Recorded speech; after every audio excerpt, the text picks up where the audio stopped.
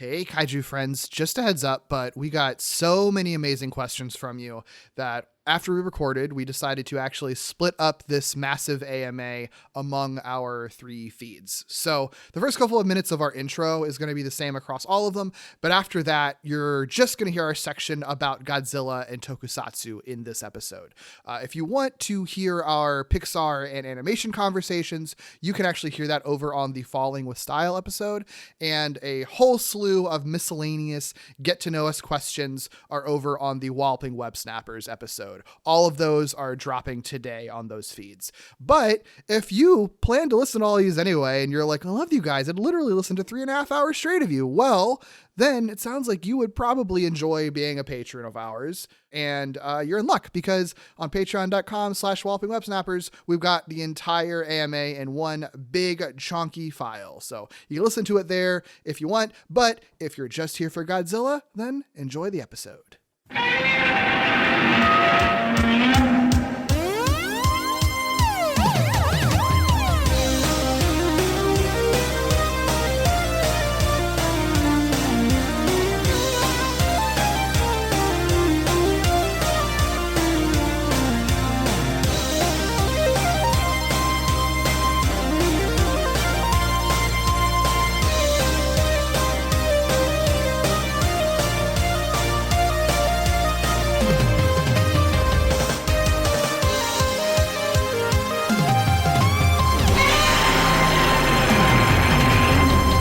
It's Screonk. It's Falling with Style. Derek. Are you on the wrong? Derek, on the wrong show? Derek, you're on the wrong feed. I feel like we talked about this. This is Falling with Style. No, it's Screonk. Is it Walloping Web Snappers? It might have been Walloping Web Snappers, actually. Shoot. Okay, here's the deal. It's actually all 3. Woo! We don't do that very often. Here's the thing. Yeah. It's the thing we've talked about before. Sometimes there are some podcast networks that exist out there that can be a little annoying whenever they want to like promote a new show or something. They just do a drop on like every single show they have on their feed. Massive cross blast. Makes it, which I totally understand. I've discovered new shows that way, but it does make it a little frustrating with you. You know, for example, I listen to a lot of Cool Zone Media shows, but every time there's a new Cool Zone Media show, every single podcast, which there are many that I have subscribed to, all of them updated on the same day with the same thing, and it's annoying. So we try not to do that, but we do like to do it sometimes when it feels like there is a justifiable reason where it would actually be helpful. We didn't introduce ourselves, did we? I'm Derek. I'm Doug. And we do a bunch of podcasts together. Yeah. And we do a bunch of podcasts also not together. We just do simply too many podcasts. But one thing that I think have realized over the past few years is that when we do these other podcasts, these sort of like Walloping Web Snappers is our foundational one, the weekly one that we have done together for many, many years now. But we do these sort of offshoot podcasts and monthly ones. There are people who listen to those who don't care about Spider-Man, or people who will listen to Screonk, don't care about Spider-Man or Pixar, listen to Falling with Style, only care about Pixar, don't care about anything else, or some combination of the two. And we've been doing these AMAs for a very long time with Walloping Web Snappers on the Patreon feed, on the Walloping Web Snappers main feed, but we answer questions about everything that we do. Yeah. And also, I think people who maybe only listen to Screonk or Falling with Style would also like to get to know us better, potentially. So so we decided to do this AMA that we're just dropping on all of the feeds that Doug and I do together. We talk about like Walloping Web Snappers, just kind of like our collective name for everything we do together at this point, to be honest. So this is for all of y'all. So this, we had on the Walloping Web Snappers feed, there is a specific Spider-Man only episode that's on there. Yeah. But this one is everything else. So we have a bunch of Screonk questions. We have a bunch of Falling with Style questions. We have a bunch of questions just about us as people and random thought experiments and stuff. And I'm very excited for that. And speaking of the people who support us, listen to all of our stuff. Yeah. We'd like to take a quick moment to thank our spectacular patrons, Bo, Carl, Katie, Jason, Zoe, James, Keith, Cody, and Toby. Thank you so much. Moving on to some Screonk questions. Rico Lee asks, any recommendations for someone who's never seen Godzilla or Tokusatsu stuff in general, and what makes it so special to fans of the style? There's this podcast called Screonk that it comes out that talks about all of the Godzilla movies, and I think you could probably listen to some of those episodes and decide if any of those sound really interesting to you and learn a little bit about the history of Tokusatsu. And one of the Sorry, hosts doesn't know anything about Godzilla, so you could learn along with him. Right. I don't mean that to sound like an asshole response. No, I would have said the same thing, plugging it. Genuinely though, like if you haven't listened to it, we did kind of try to build those to be an entry point for people who hadn't seen Godzilla or weren't familiar with that or Tokusatsu, because we literally do break down like what Tokusatsu is in like the original opening episode, and then we talk about Godzilla. And yeah, there's a whole smattering of Godzilla movies, and some of them might be for you, some of them might not be, and you can kind of hopefully pick and choose from that what might be appealing to you. But I do think the original Godzilla is an amazing movie. If you're someone who is okay with watching old movies, which I know some people can be weird about that sometimes, but if you're down with an old black and white movie from the 50s, it is amazing. So I do think that's worth doing. But you know, if you want to just try a random Godzilla movie, that's a hard question because it really genuinely depends on your taste, I think. There's like, if you're familiar with the eras, like the Showa, Heisei, Reiwa. You're asking about Tokusatsu also, so I don't know what to expect there. But if you know the eras, like there are certain places that you could, if you wanted to do an era thing, there's like certain starting points. I don't know that I would necessarily jump right to those. I think I would say like pick a Godzilla versus a monster movie that sounds like it appeals to you.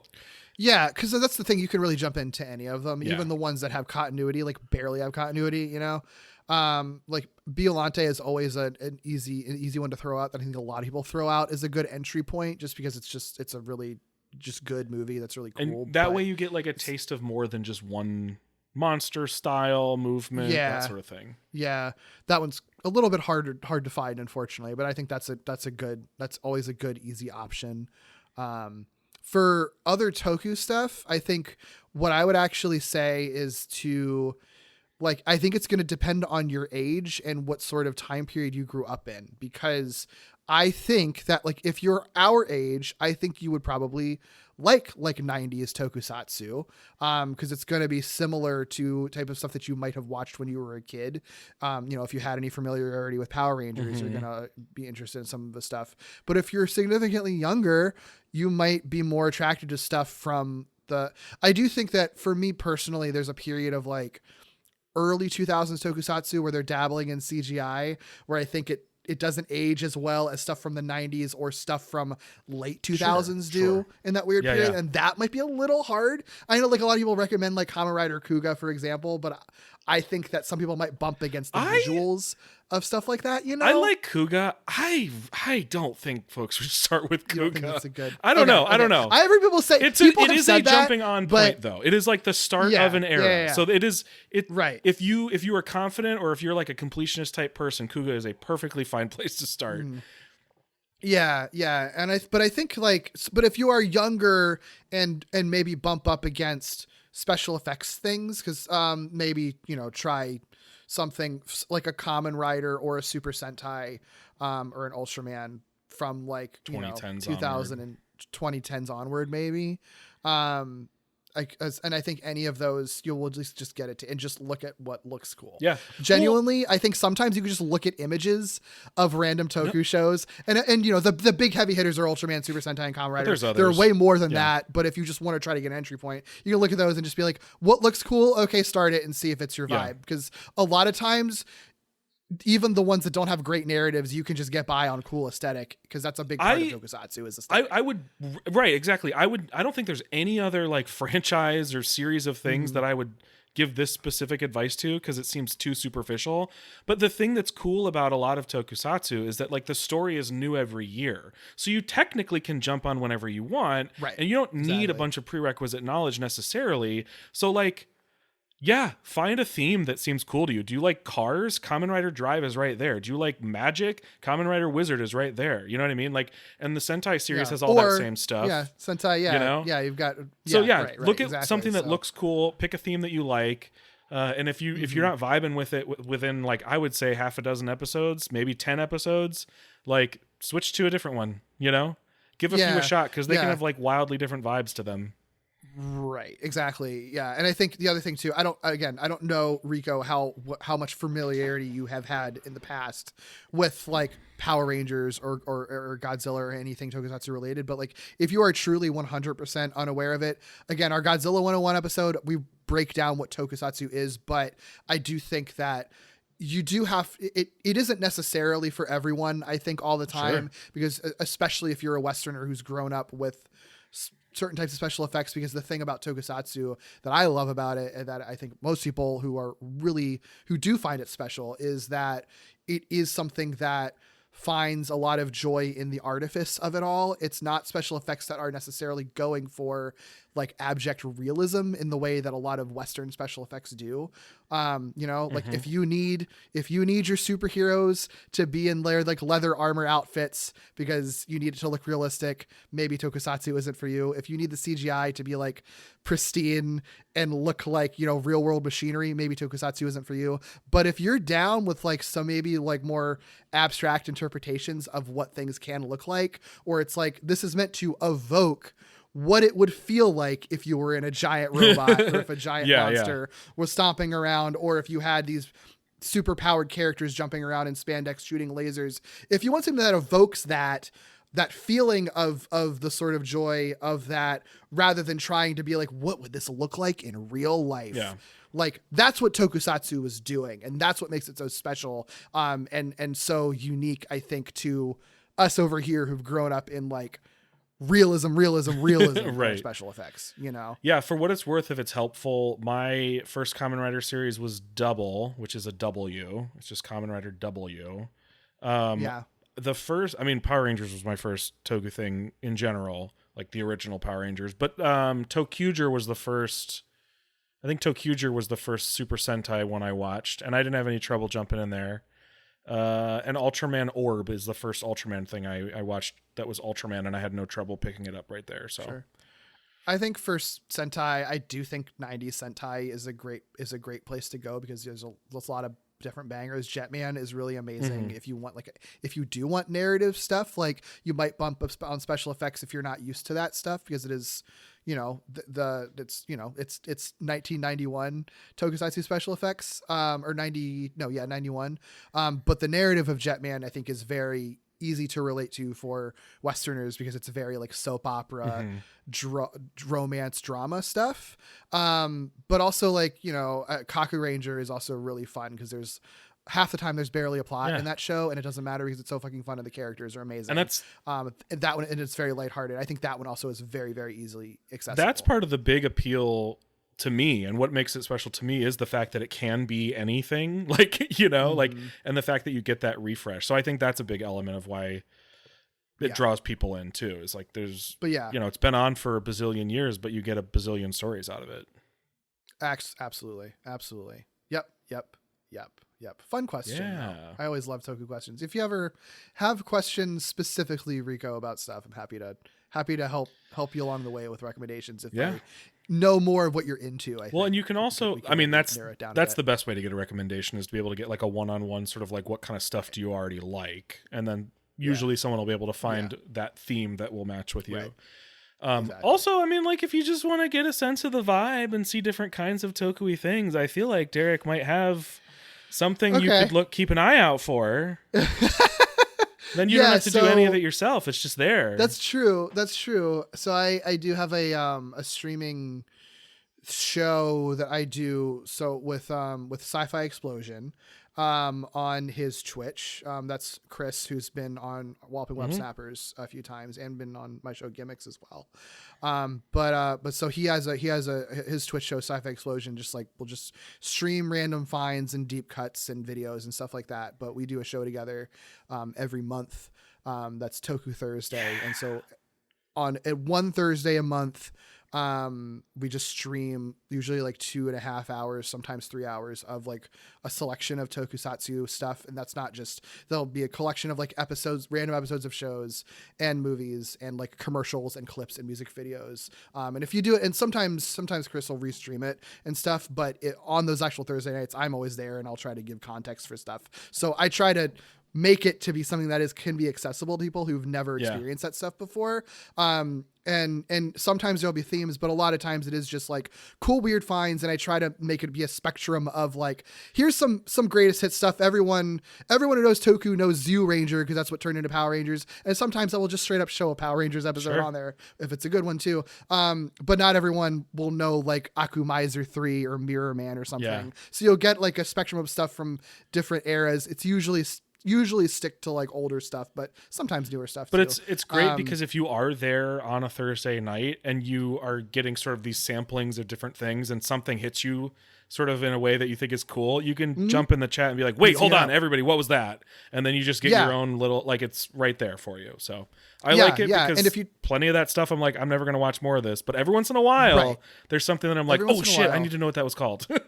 Even for me, sometimes like the only episode of the show that I've seen is what I'm streaming on that Twitch channel. And then I'm like, I'll never have to see another one, but I can say that I've seen a bit of it and I can tell what the vibe is, you know?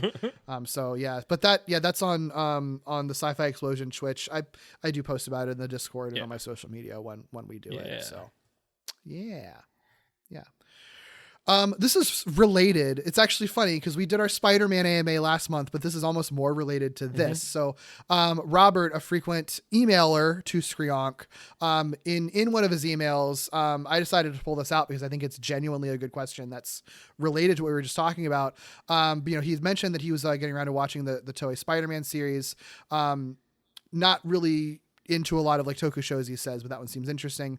He's like, and genuinely doesn't have a lot of information. So he was asking, is it like, seems like it's one season as opposed to the many years and years of like Ultraman or Super Sentai, which is correct. It's literally one show, one season of like maybe 50 episodes or something like that. He just asked any pointers you want to give me on the show. And I do think that kind of a lot of what we said in general about Tokusatsu applies to this, because if you've literally never seen Toku stuff before, which I know Robert obviously is familiar with Godzilla, so has seen Toku stuff before, so I don't think that's an issue. But for the general listenership, if you've heard of the Toku Spider-Man show and are interested in it, it's the same deal where it is Spider-Man through the lens of Tokusatsu. So you're not gonna get typical Spider-Man action. You're gonna get a lot of over the top, some weird edits, big Spider-Man and big robot and fighting monsters stuff. And that's what makes it really cool, because there's Spider-Man. There's more connections to Peter Parker than you would think in their version of Spider-Man. And he still feels very distinctly Spider-Man in the way that he moves and the power set and everything. So I think you can expect that there's some familiarity, but like, the fun of it is just Spider-Man in a setting where he is fighting different monsters in rubber suits that are people in suits and in a giant robot. And if you like like 60s and 70s Godzilla, I don't think that you can go wrong with Toei Spider-Man, because it is a very similar vibe to those movies. I think the adjustment will be minimal based on what you're already used to.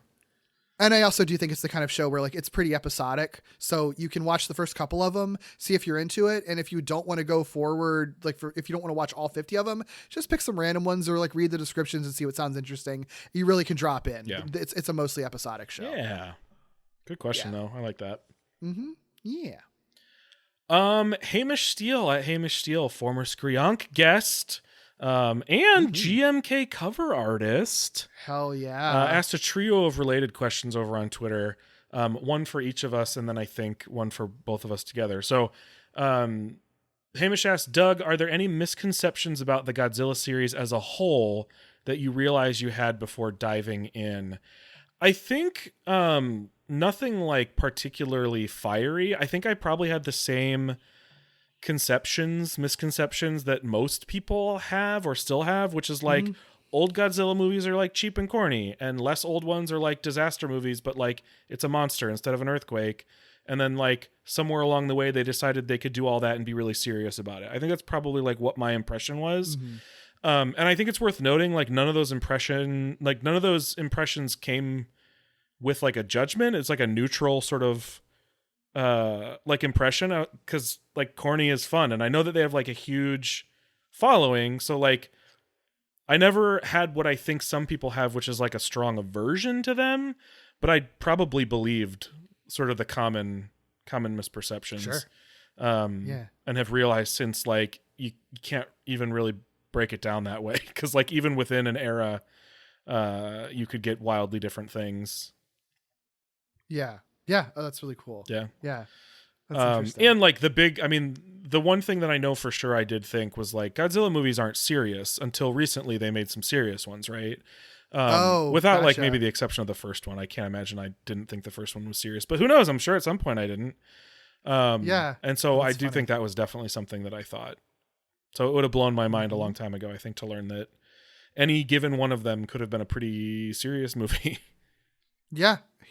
Oh, that's really cool. Yeah. For me, he asked, Derek, are there any films you've changed your opinions on having rewatched them for this show? Funny enough, this is actually really funny. I feel like I was very hard on Raids Again in our podcast episode and very neutral on Return of Godzilla in that podcast episode. And since recording them and continue on watching other ones and then reflecting back on them and comparing to them, I think I've gained more appreciation even after doing the podcast episodes on those two movies. I feel like I have a lot of weird nostalgia for Return of Godzilla. Like, I feel like that's one that I'm like, kind of feel like throwing that on and rewatching it. Like, I just get that, you know, and I feel like anytime I've seen that goofy wall-eyed version of Godzilla, like, I'm like, I love him so much. He's so beautiful. And the fucking Cybot. I think I love that movie more than I thought that I did on the podcast. And Raids Again, I think there's more to it to love than I think I gave it credit for on the podcast.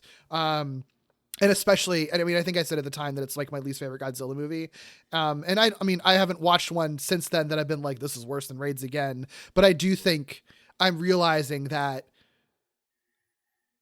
I mean, if it is the bottom of my list, it's like just kind of by default rather than it being because it's really bad, if that makes sense.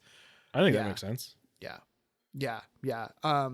But I don't know. I don't know about change my opinions on anything other than that. I guess Godzilla 2000. I think we do talk about that in the episode. That like I was very meh on that movie until watching the English cut of it finally for the podcast. Sure. I mean, this movie fucking rips. Actually, that would be the other one. But everything else, it's more. I've gained more appreciation for them or more understanding of them rather than change my opinions on them. Sure. I definitely appreciate like Mothra versus Godzilla. I liked that before. I love that movie after like really digging into it. Yeah, that's cool. I like that. And then Hamish asked, is there a film series Doug has seen that Derek hasn't that you'd ever think about doing the reverse situation on? We kind of did it with Falling with Style.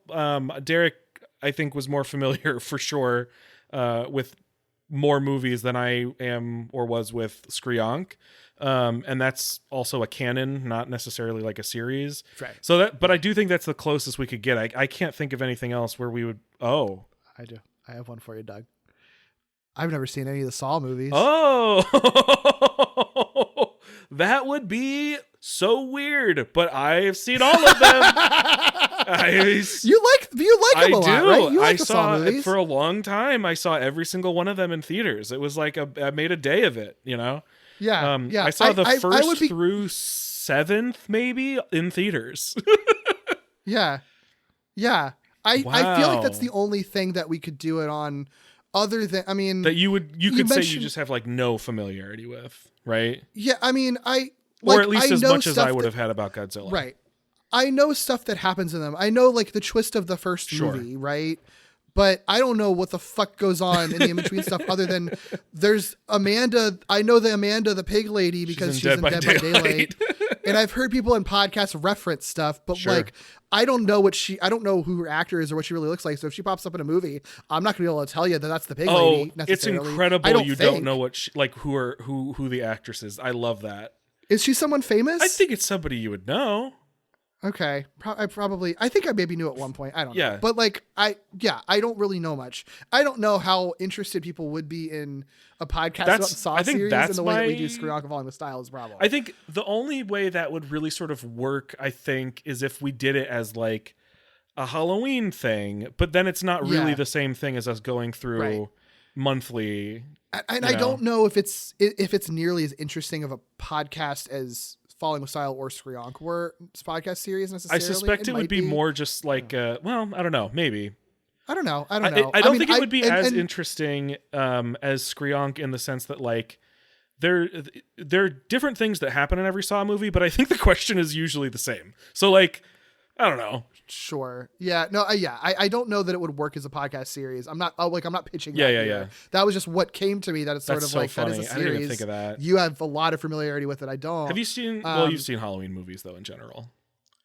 Yeah, I've seen Halloween movies. I'm just trying to think of things I've seen the entire series of. I mean, there are a lot of horror series though that I've seen the first 2 Halloweens.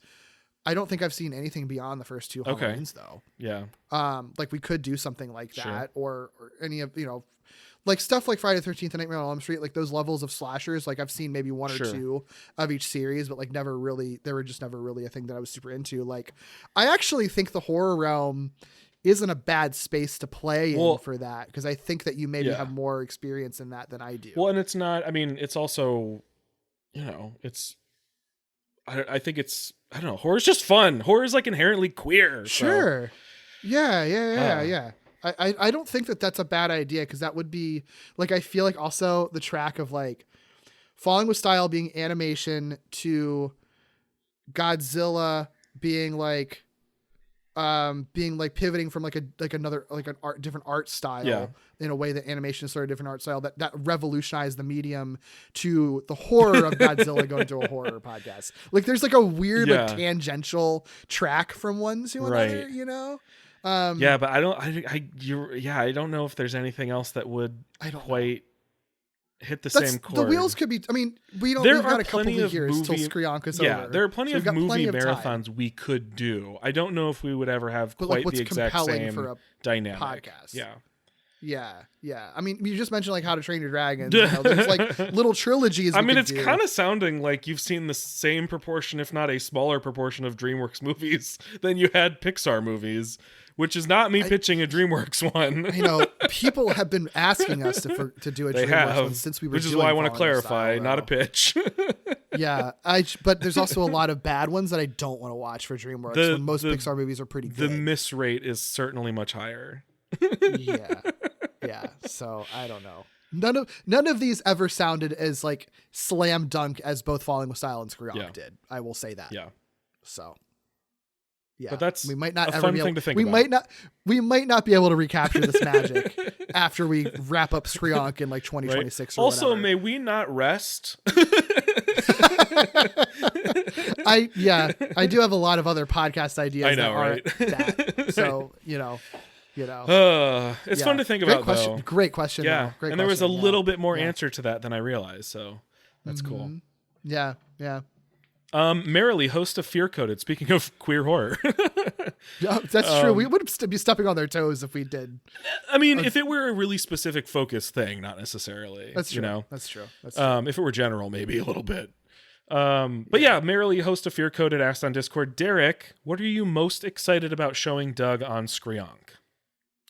GMK actually was one. Oh, of hell them, yeah. because I knew that was going to be a really interesting one for Doug that he was never going to be able to predict. Yeah.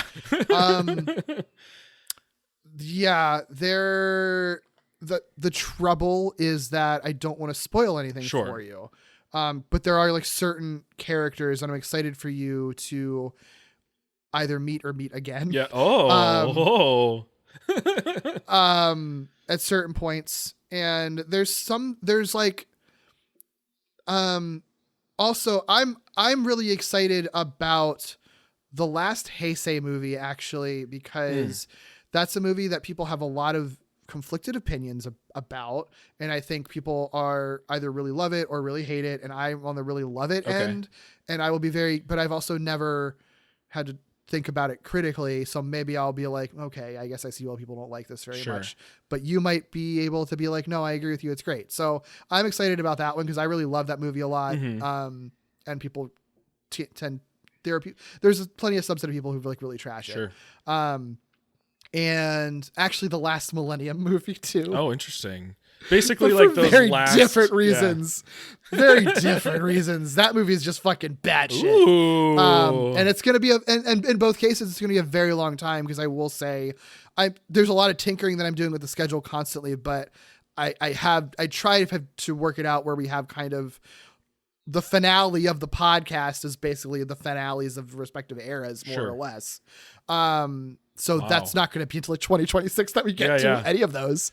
But I'm very excited to get to them. So, oh man, that's cool. Yeah. Are there any that you are just, I mean, they all, Mothra Fanboy sent in the email. Are there Godzilla movies you just in general are looking forward to talking about?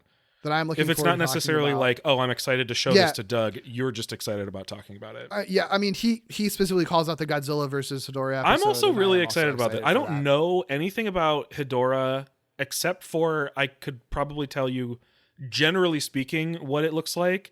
But because I recognize it, I'm like, I can't wait till we get to this one, because what is this? You know what I mean? Yeah. I also tentatively have a guest already slated for that one that may have already asked a question that we read and answered. I'm very excited for that one. Put your guesses in the chat. I think everybody's really. I think I wouldn't be surprised if everyone's excited for that, because that movie is just so interesting and weird and different and has an interesting backstory, and we'll have so much stuff to pick apart. But yeah, that one, I think that is kind of the easy go-to answer for sure. Very excited to talk about, but also for me, honestly, just like. A lot of the movies I don't remember very well that like if they didn't completely blow my mind or strike a chord with me and I didn't really revisit them very much, I'm excited for that, because every movie we've done, I've found new appreciation for. I think by this point, the next episode, Abira Horror of the Deep, that hasn't come out yet, and that's a movie that, like, honestly, I've literally seen that movie one time.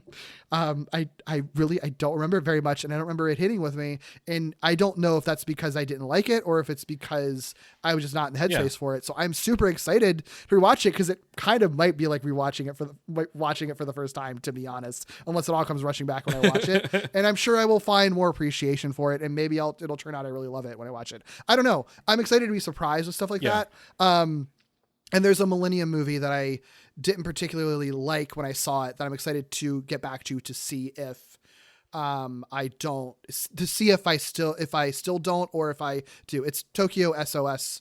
For people who know that one. I was not a fan of that movie. But maybe revisiting it with a critical eye and learning a little more about it, maybe I'll find appreciation for it.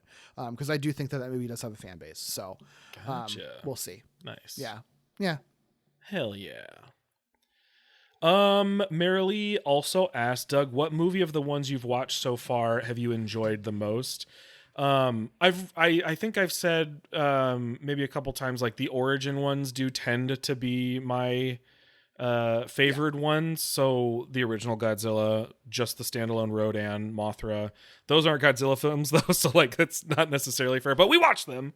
I also do really, really like those first two Heisei sequels. Like the first, like that last Showa first Heisei era movie is like fine, I like it, but those Return of Godzilla, but those sequels, the Biollante and versus King Ghidorah ones, are just fun, and I enjoyed them a lot. And then GMK, like, I don't think there's nothing.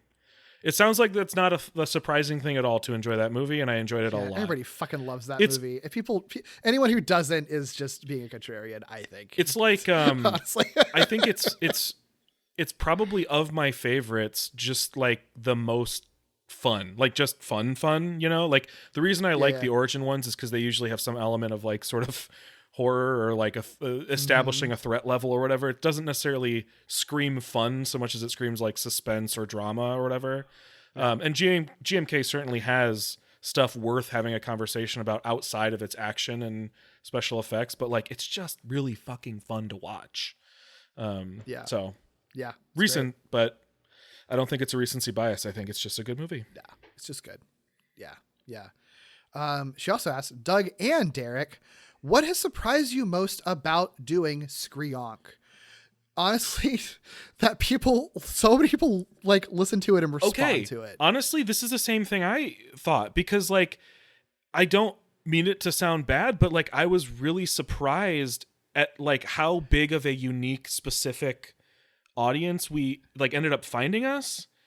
Like we know that it's truly not just like we can see that it is not just Walloping Web Snappers and Falling with Style listeners who were just like, oh, they have another podcast, we'll listen to it. Other people found us. Yeah, I know for a fact there are people who listen to Skreonk and don't give a shit about anything else we do, which is fine. And I know, like, I've said it before, like, I'm not afraid to say it because I'm proud of it. Like, out the gate, highest performing, most successful podcast we've done. Like, in terms of, like, the numbers that we got from the get-go were higher than any other podcast we've had from the get-go. Like, launched out the gate, like, really good performing and is like, out of the ones that I do, is often like the highest numbers. And I don't really give a shit about the numbers most of the time. I don't get down on numbers, but I get excited, but I get excited when they're high. Yeah. Because not even because it's like number go up, but because it really is sort of wild to think, like, there are a bunch of people, like, listening to this just because we're talking about Godzilla stuff. Yeah. Like, and they stuck around. They like us. They really like us. I'm obviously not surprised that there are a lot of Godzilla fans or whatever, but, like, I do think one thing going into this that I was just assuming was that it's a pretty saturated market. Yeah. Godzilla has existed for a very long time. There's a lot of Godzilla videos and podcasts you can listen to. So I knew we were going into something that it's like, it's entirely possible that, like, it's not that it's a niche thing, but, like, we might be like, we might just not find an audience because there's already too many things out there. So the fact that people were not only listening, but, like, are excited about it, like, in a way that feels like I don't know. I didn't think we were doing anything particularly different by talking about Godzilla movies, but some people have seen saying that we are. And I don't know if that speaks to what other Godzilla podcasts are doing, or if the format of Doug, you being unfamiliar with it, really helped a lot, or us kind of going out of order maybe helped it a lot, or just the confluation of, or the queer thing. Everyone who comes to us also mentions like, we love that it's queer people talking about it, because that automatically is different. I think it maybe is just a confluence of all of those things. But I didn't expect that confluence of things to be like exactly what some people were looking for, which is what people have told me, is that it's kind of exactly what they're looking for. And I think that's really cool. It's extremely cool. And being in the second chair, and the second chair being like not knowledgeable about anything and like kind of intentionally staying uninformed means this is a really easy thing for me to say, because you could be filtering things. But I doubt it. Everyone's so lovely. Everyone's seriously supportive and lovely. I don't know. Genuinely. Like, it probably took us 5 years, I think, for people to specifically tell us, like, I can't wait for you to get to this. I'm really looking forward to this episode of this series or whatever, like, on a sort of consistent basis that wasn't just like our friend being like, can't wait for the next episode. But like pretty immediately people were sort of like, oh, I can't wait till you get to this movie, or oh, I can't wait until Doug gets to this one. So it's very, very cool. And like, I have so much thanks and gratitude for everybody. Yeah. I don't even like, I don't know how to, I feel bad sometimes because I don't know how to, I don't feel sometimes prepared to handle it, because like we get these really like amazing long emails that are just so in depth and have so many kind things to say, and there are people that were like responding to the things we're talking about. Like it's like you're actively listening and responding to it, and sometimes I'm just like, it's almost like I don't know how to properly thank you and give you the gratitude that you deserve for being so kind to me, for engaging with the work that we're doing. Like the hardest part sometimes is sort of like finding the time to respond and remember to respond. Because sometimes those emails, I'll be like, oh shit, that email was sent 2 weeks ago and I completely forgot. So apologize for that. You know who you are. Thank you for writing and being nice when I respond to you a month later after 2 more episodes have come out and been like, oh yeah, thanks. By the way, I did read this. That's a me problem that I responding to messages also on any platform. So I get you. Responding to message on any platform feel like stepping on knives for me. So I'm just bad about responding to messages. So never take it personally if I take a long time. That's just me and my character flaw.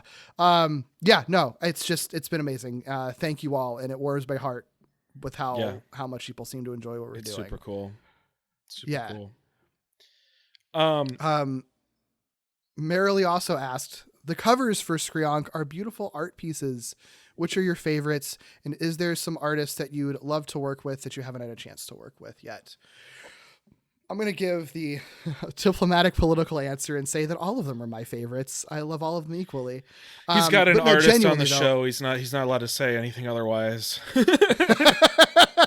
Genuinely though, I think that it's been really amazing that like everyone who submitted something it's been like so wildly different. And part of that is like every artist I've reached out to has like a very different art style. So obviously, and it's inherently going to be different, but the fact that like everyone kind of has a different take on how they want to like do, because I pretty purposely don't give instructions. I'm just sort of like, favorite character or scene from the movie that you're just inspired to draw, just do it and whatever, however you want it, and surprise me. And then I'm always surprised because it's always something really interesting. And I love the fact that it's like people have been more and more interested in like daring, more abstract takes too on this, which has been really cool. It's so cool. It's so fun to kind of be on both sides of it a little bit, because like you've done art for it, but like you're also the one organizing the art for it.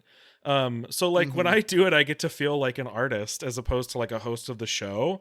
And it's really fun to sort of like try to figure out like, what do I lead this discussion with? It's like the first thing you're going to see. So like, what moment do I choose, or what imagery do I pick, or like, how do I want to tackle it? It's cool. You're giving people a really, really cool opportunity, with that idea. It's really awesome.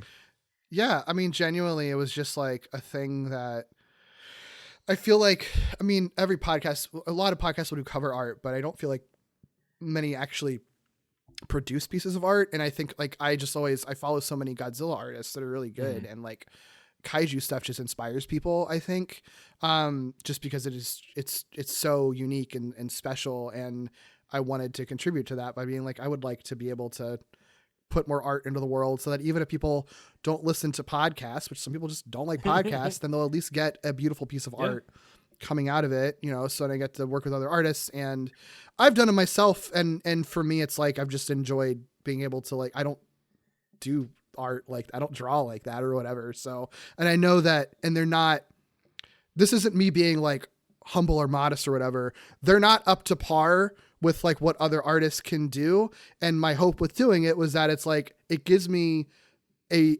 reason to be out of my wheelhouse. And I would like to think that by the end of this, I can look back on the early ones that I did and be like, damn, that looks like shit compared to what I can do now. You know what I mean? Yes. I mean, I don't think any of them look like shit, but I get what you're saying. And on that point, the most recent one you did, which was the Invasion of Astro Monster one, is the one you did, right?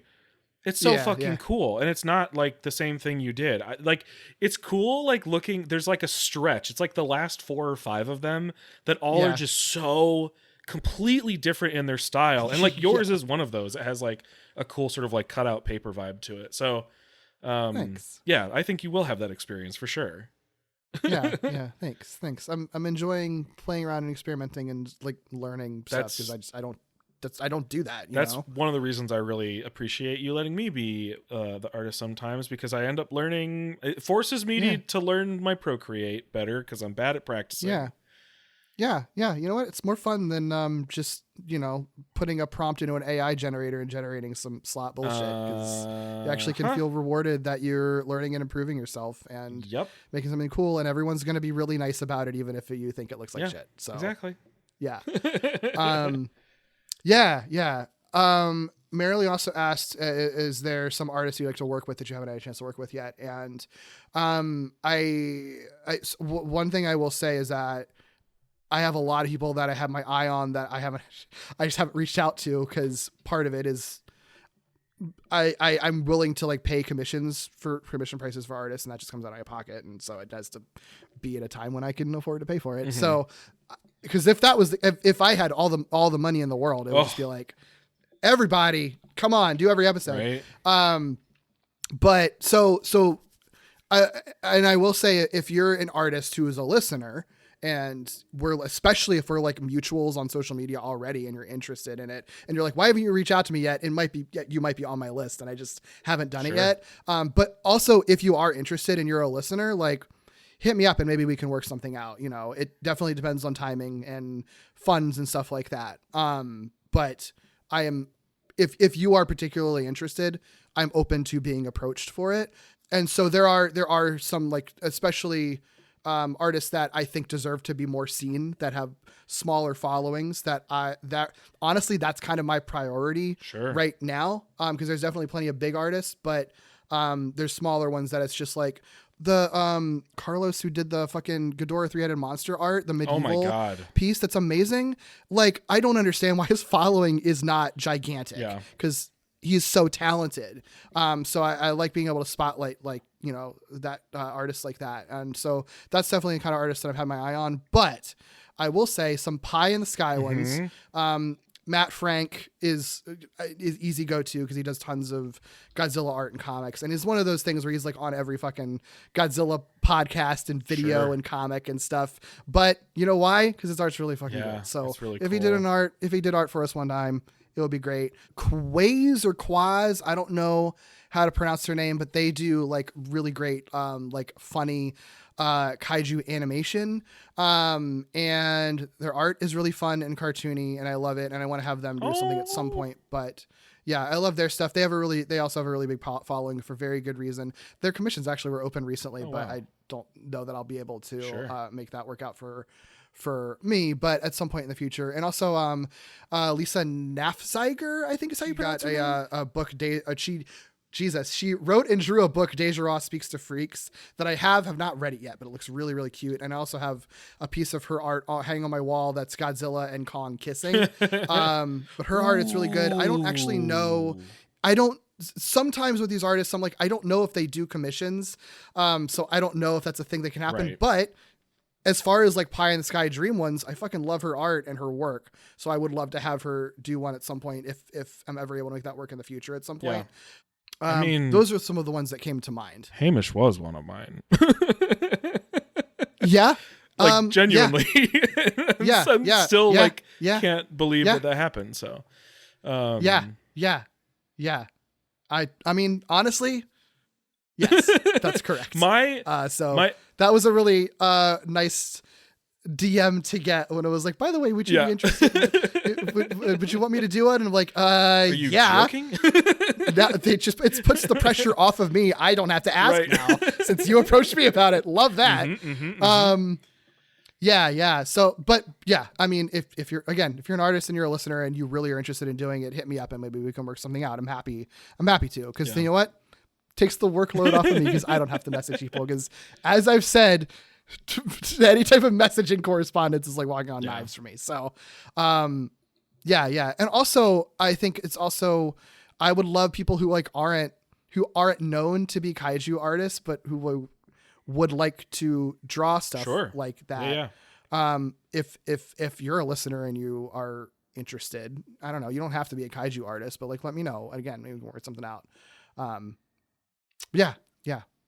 Are there any artists you, Doug, have your eye on that you would want to see do a screen cover? I'd probably have more pie in the sky ones, because I'm like starting to follow like artists as a result of them being like the cover artists. My pie in the sky one is like, because I'm drawfee pilled and stupid, would be like to do their commission tier. They have like a one-time commission tier. Oh, interesting. And there is an artist on that channel named Nathan Yaffe, and his like specialty, actually there's two artists that I think, God, they'd also do so good, but there's two artists in particular that I would be stoked to get a piece of art from. One is Nathan Yaffe. His like specialty is like style mimicry and animals, and he loves dinosaurs. So like, I feel like he would be really into it and do something really, really cool. And the other one is Julia, and she's sort of like the horror artist, and so I feel like she could do some pretty cool monsters. The mother of monsters, or whatever they used to call her. So, I love that. You know, I've thought about it, but it's hey, I wouldn't be mad if you found some way to make that work. The really the only question is like, would they be okay doing it knowing that it's going to be like a podcast cover or something? So that does make it hard. Yeah, you have to communicate that for sure. But that's the only one I can really think of. There's probably some like, because I'm slowly but surely becoming like furry trash on Twitter. There's probably like plenty of artists that I'm like, oh, you would do a cool. Oh yeah, you do like that's cool true. Character design. A lot of like furry and anthro artists that I follow too that like aren't in the kaiju sphere, but I'm sure would do a good kaiju. Totally. There's a lot of great artists out there. Sometimes it's just a matter of just figuring out who I need to message at what time. Oh, RJ Palmer would be like a dream artist too. Ooh, yeah, sure. Anyway. Yeah, great question though. Robert, again, this wasn't like a question for the AMA. I just think it's really funny. Yeah. So I wanted to find somewhere on one of our podcasts to throw this out. So I hope that's okay with you, Robert, that I'm just pulling this out of your email. But he said, cause he sent this before our GMK episode dropped, which has dropped now as of this episode. But he said, I wonder how upset Doug is going to be when you tell him Anguirus was supposed to be in GMK, and how awful that Baragon didn't even rate an initial in the movie's nickname. Okay, we didn't talk about that. It is wild to me that Godzilla, Mothra, and King Ghidorah are in the title. There's only one other monster. What? But he's not as famous as they are, and he does die early, and it does end with the like they're just kind of the trifecta, I think, is the thing. It still feels and I agree with you. Rude. It feels weird. It feels It also rude. gave me the impression that there would be more than one additional monster. I know. Yeah. But I was, as you probably heard, devastated knowing Anguirus, pissed that there was supposed to be Anguirus, saw the design, devastated. Just, man. Did they ever make like I don't know, like models or statuettes or anything of those three onion designs, like that you can have the maquette. Oh, that you can have. Yeah. I don't know. I mean, I'm sure someone can 3D print them. Oh, that's probably. true. That's a good thought. Okay. Yeah. Yeah. Very funny. Very so funny. Many feelings and thoughts and emotions and intellectual musings on a franchise I knew basically nothing about a year ago. Yeah, isn't it cool? It's great. It's a lot of fun. A cool premise for a podcast. Yeah. Mothra fanboy sent an email to us asking, do you ever plan to cover the Godzilla TV shows? I would be really interested in you covering the 1973 TV series Zone Fighter, which was Toho's response to Ultraman, and some episodes do feature Godzilla. I think Ghidorah's might be one of the Zone Fighter episodes too, if I remember correctly. So I think by the time this episode drops on our Patreon, we would have had a Hanna-Barbera Godzilla cartoon episode drop. Mm-hmm. So I think the idea, it's funny because I think it did say like at the top of Skrionk, it was sort of like, we're not planning to do the TV shows. And it's sort of like, well, Patreon's right there. Yeah. So we can do them there. Do whatever we want over there. Yeah. So we'll have some, so a lot of the TV stuff will be a Patreon thing. If it ever is on the main feed, it'll be because of like a special re-release or something, but like, and that's not a guaranteed thing. So, Patreon is, I think, where you'll want to go for TV show stuff. I can say in confidence, we did the Hanna-Barbera one, plan to do the Godzilla, the series that was a sequel to the 98 movie. Since we're obviously, going to do the 98 movie. So it makes sense to do that. Those are the two givens. Everything else, I think, is just going to kind of depend on timing. Zone Fighter is an interesting one. And that is one that I have seen bits and pieces of. I haven't showed it on Toku Thursday before, but I've always intended to show it at some point or another. And I know Chris has shown it on Sci-Fi Explosion himself before. It is a fun thing to exist, to see an Ultraman show that just randomly has Godzilla in it sometimes. So I think it would be fun and easy to just do a couple of random episodes and talk about them that have Godzilla in it. It wouldn't be a hard one to do. But there's plenty of other Godzilla things that could be fun. Like the Gozi Band and like other chibi Godzilla things that are just for fun, or Godzilla Land. Like there's been plenty of like Japanese Godzilla things that have existed that are usually like animated things.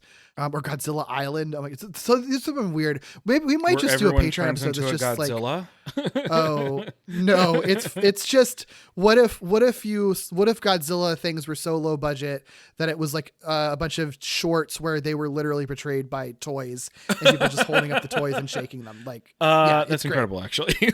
yeah. I think we should actually do that at some point. So I don't know. I wouldn't be surprised if we do things like that at some point. It's just a matter of format, and no matter what, it's going to be a Patreon thing. So it's never going to be intense episodes. It'll be more kind of laid back, having fun ones with it, since that's not really the priority of the show. And also, we're busy and don't have time for fully heavily researched episodes on those things, unfortunately. So yeah. But thanks for the question. Yeah, we have a couple more. Will you do this on the show type questions? So people just want us to do many things. Look, we got full-time jobs. We only have so many hours in the day. Yeah, we do all these podcasts with full-time jobs. Imagine if we didn't have full-time jobs and our full-time job was podcasting. How many podcasts would we be making? The amount of relaxed I just got at even the thought of that.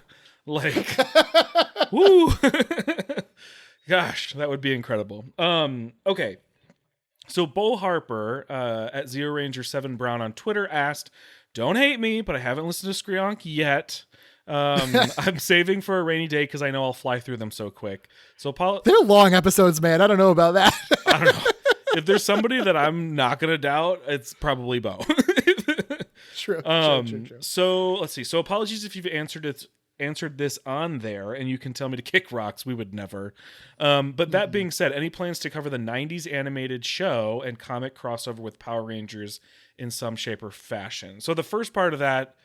Yes, the 90s show, we're going to do something, and we're going to do it on Patreon. So, Bo, you know where to find us. The comic crossover that we have not talked about. I mean, I don't see why not. I don't know. It's like a no promises thing. Yeah. It's sort of like the thing is with our Patreon, if you're not familiar with it, the whole deal there is that we do bonus episodes that can kind of be about anything, and usually they're tangentially related. We usually for the last year or so, we've always had some kind of Spider-Man related comic episode every month, and then usually the second episode of the month is miscellaneous, something else. We've done X-Men 97, we done My Adventures with Superman. Obviously those are all related in the superhero realm, but they're not Spider-Man related. And then we're sprinkling in Godzilla related stuff. But there's always that slot for just a whatever bonus episode on anything that we're interested in doing that seems relevant. And I think, so that's where I intend to be always pitching Godzilla related episodes. So there's no reason that we can't do a comics episode on Godzilla comics. There are lots of them. I know, actually, I'll also throw out Marshland Monster, host of Mostly Speaking Sentai, asked, "Do you guys read any Godzilla comics? If so, are you planning on covering any on Skreonk? And would you need a weird yet charming guest?" So I do love that. That does sweeten the pot a bit if we have someone willing to come on to talk about Godzilla comics, especially someone weird yet charming. Yeah, that is very funny. Because here's the thing about the Godzilla comics that I do think is very appealing is that A, they're very weird often, but B, there was a run of Marvel Godzilla comics, so it's sort of the perfect fusion of Wallowing Web Snappers and Skreonk for that. So I think that would make a lot of sense. But also, I have read some Godzilla comics, and I have a trade compilation of I think Heisei era ones that include the one, for example, where Godzilla travels back in time and sinks the Titanic.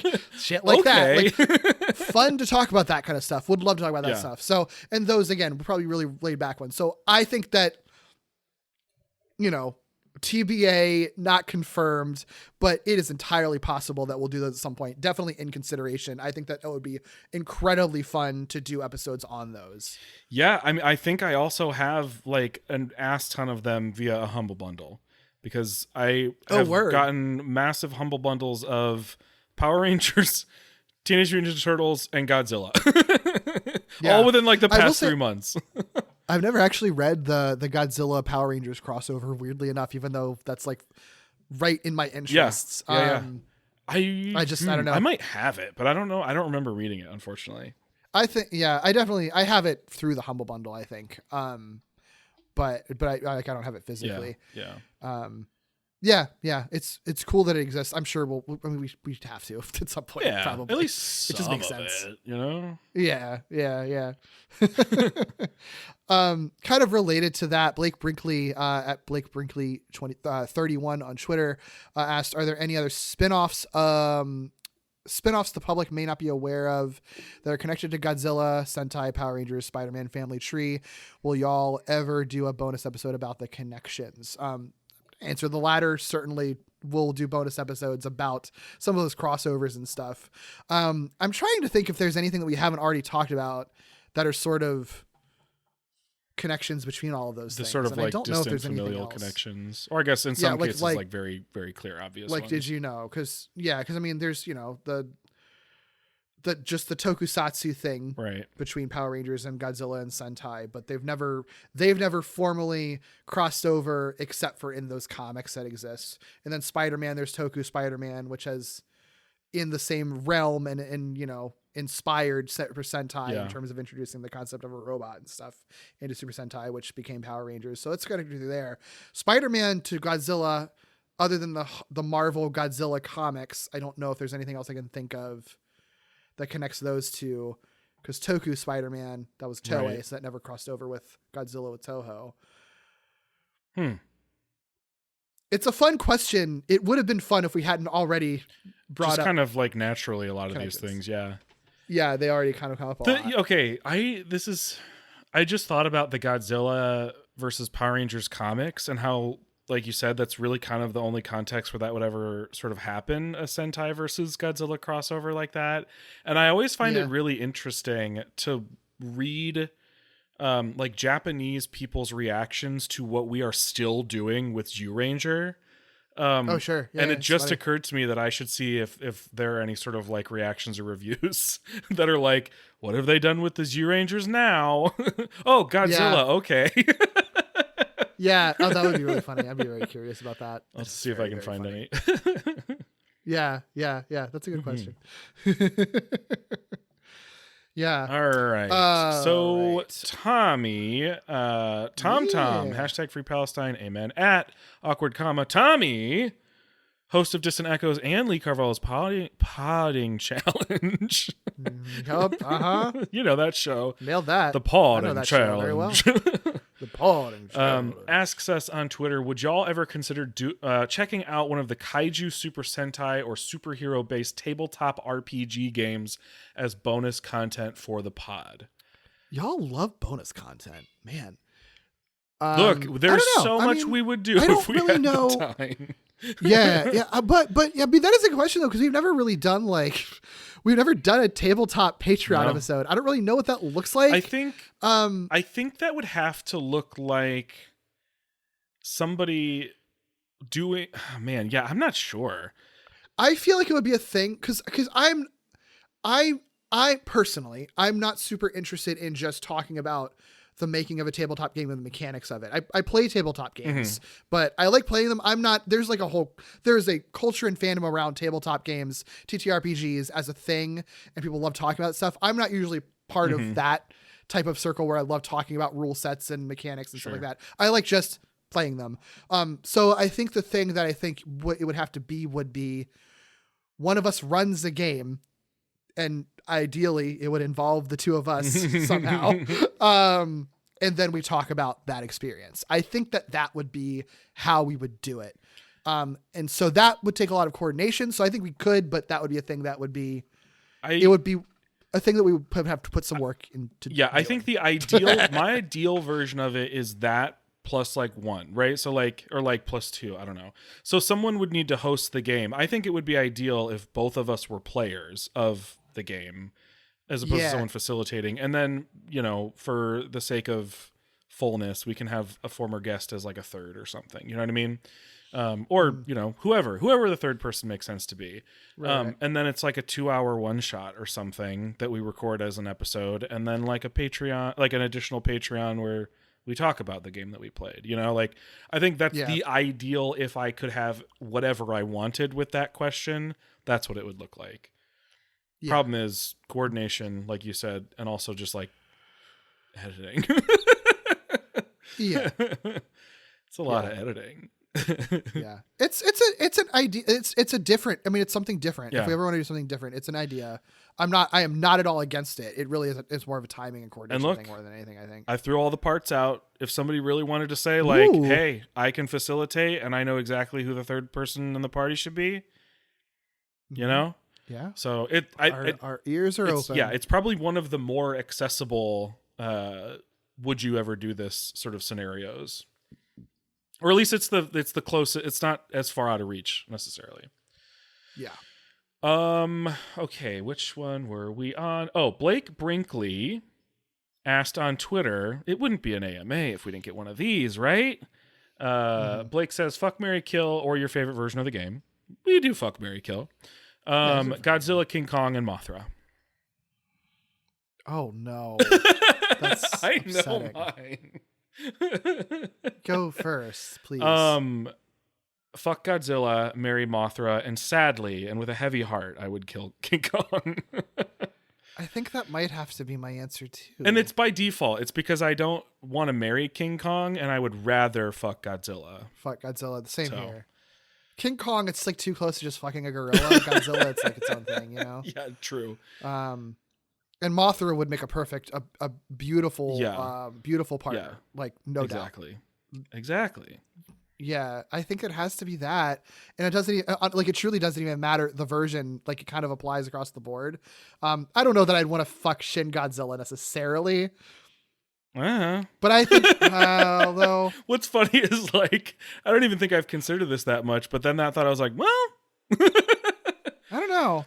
But I still would have fucked Shin Godzilla over any version of King Kong, which, again, not disparaging King Kong. I'm just not interested I'm just not interested in fucking. Yeah, gorilla, if Shin Godzilla is your champion and the entire other team is every King Kong, I probably would pick a King Kong. I don't have a specific example though, so I don't know. I mean, also, people are shocked to learn that I know anything about Shin Godzilla. Yeah. I mean, I might choose MonsterVerse Kong over Shin Godzilla. I would actually. Maybe. I think that's the one. I think I would pick MonsterVerse. I think King Kong. I think people are also shocked to learn I know that. Yeah, I think that would be the only scenario where I would pick a Kong over Godzilla if it was those two pitted against each other, because I can't think of another Godzilla where I wouldn't want that to be the case. Sure. Because you're getting radiation poisoning no matter what. Whatever. But, you know. YOLO. But Mothra can use her magic to heal me. Exactly. I'm sure. Yeah. You can kick it with whoever you want. Yeah, I think that's where I'm landing. Fuck every version of Godzilla except for Shin Godzilla. Again, nothing against Shin Godzilla. Beautiful, but I think I would just have a hard time in that fucking situation with him, unfortunately. I'm sorry, buddy. There's someone out there for you, I'm sure. It's just not me. Every version of Godzilla except Shin Godzilla. If it's Shin Godzilla, then it's MonsterVerse Kong. Fuck instead. There you go. So that's right. We figured it out. Yeah.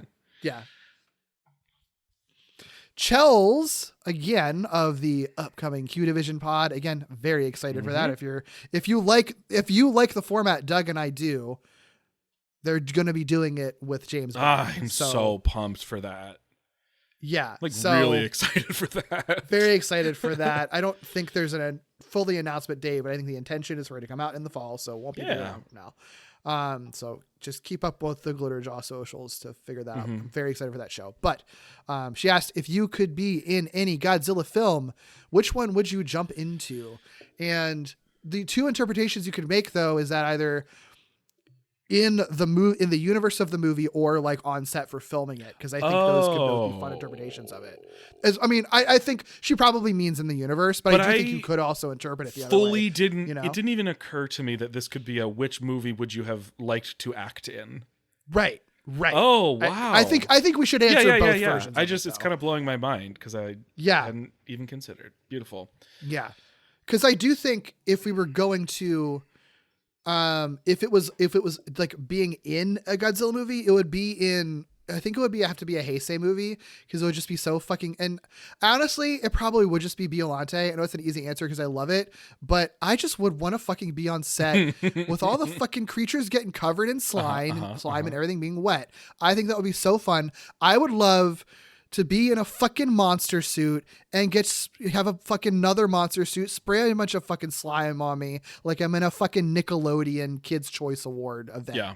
That just sounds so uniquely fun in an experience you could never get anywhere else. Yeah. You know what I mean? That's true. And I think that, like, I'm not saying it would be pleasant physically. No, but right? it would be. I'm not a big slime guy, but whoa, you heard it here first, Derek. Huge slime guy. No, please no. Truly, I'm not a kink shamer. Very much not for me. But in that context, holy shit, it would just be so unforgettable and fun and weird. Yeah. You know what I mean? Yeah. Oh, I totally get it. And I think if I hadn't just watched GMK, that would probably be the best answer as a Heisei movie, largely because I think it would be cool it would be a very cool, specific to the era, it seems like, special effects experience. But GMK, I want to be one of the actors that gets slasher movie killed by Godzilla in that movie. Like, there's so many like funny really cool. slashery style deaths. That would be really I cool. want to be one of them. Yeah. Now, if you were in the universe of the movie. In the universe, sure. I think I would actually go with it would have to be a period that you haven't seen before, Doug. So you're actually kind of limited to. I know. I can only talk about like 12 movies with Godzilla. I think it would have to be like the era of like the sort of late 70s Showa era where it's just Godzilla is just a straight up like superhero, basically. Probably like maybe versus Megalon or something like that kind of era. Yeah. Oh, yeah. Because I wouldn't want Jet Jaguar to be my friend. I'm so excited for you to see. I get to meet. What? I think I know who this is, and I had no idea. Whoa! I'm so excited. Yeah, I would want to be hanging out with Jet Jaguar. Whoa. And fun superhero Godzilla. That's so exciting. That's where I would want to be. I think I would want to be in that movie. I think because that just also seems like the least dangerous place. Seems like it would just be pretty chill. That's the thing. I don't have access to any of the not dangerous realities to live in. I think the best I could hope for is like minimal destruction. So you know what? Whatever. I think the world I want to live in is like the world of probably Biollante. So I'm going to say that movie because that movie has like just a little bit more sci-fi than you should expect in a movie that's sort of grounded. And it has like fucking psychic people, like, and a weird sort of sci-fi that sort of reaches into the fantasy, like crossing over into Star Wars fantasy style sci-fi that I'm like, I don't know what else is going on in that world. I'd like to find out. So I think it would be a fun world to live in. You know, if I have to be threatened by monsters, and that is my current reality, I'd like it to be a fun reality. Yeah. I love that. What a great question. And there's like a certain, optimism and enthusiasm about like the 80s and stuff. Yeah. And then you get to watch me get sprayed with slime in the middle of the ocean. Yeah. Perfect. Oh my goodness. Yeah. Super cool question. That was all of our Screonk ones. Wow. Yeah. I mean, it's not like we're that early in the recording. I know. I just took a look. Surprised. I don't know. It just feels like it's going by really quick. I feel like this always happens with the AMAs where it's like, because they're really breezy, because we're used to fucking like having notes that we're following and intense discussions, and this is just so breezy, so it makes it really fun. I hope it's breezy to listen to too, because we go on for a long time. I think it's either the type of thing where you're like, I just need to put one thing on and just be in like one world, or it's the type of thing people just sort of like chip away at every morning on their way to work or whatever, or just play in the background. And right. I think that's fine too. I definitely have podcasts absolutely like that. Fine. If you would like to hear more from us, we plugged it all, join our Patreon by patreon.com/wallopingwebsnappers. We've got lots of bonus episodes there. Check out our Discord. You can ask us other questions if these inspired you to ask questions for future AMAs. We've got an AMA channel. You can ask us questions for a future AMA there. The link to that in the show notes. But otherwise, Doug, if people want to find you and everything you're doing, where can we do that? You can find me all over the place at Ikebooly, ICKYBOOLEY. You can also listen to me on Novel Gaming. Derek, where can people find you? Sure, you can find me most places at Derek B. Gale. You can also find my podcast, Lee Carvalho's Potting Challenge, which is my Simpsons video game podcast, which I do with Tommy, and also Gimmicks, which I do with David, where we look at high concept and experimental structure breaking television. All of that stuff, part of the Glitterjaw Queer Podcast Collective. We talked it up, but that is a place where you can find queer creators who talk about media. You can find that at glitterjaw.com. Of course, visit us on our website, wallopingwebsnappers.com. That is where you can find an archive of all of our episodes of all of our podcasts, Following with Style, Walloping Web Snappers, and Screonk. Rate, review, and subscribe all of our podcasts. You know, even if you don't listen, you can just give it 5 stars. It's fine. We won't tell. We won't tell. And of course, our episode on Abira, Horror of the Deep, is coming out on the 13th, so that'll be out very soon this month. Nice. Awesome. See you then. See ya. Wow. Wow. ビルの谷間の暗闇にキラリと光る光の目安らぎ捨ててすべてを捨てて悪を追って空かける Change the part of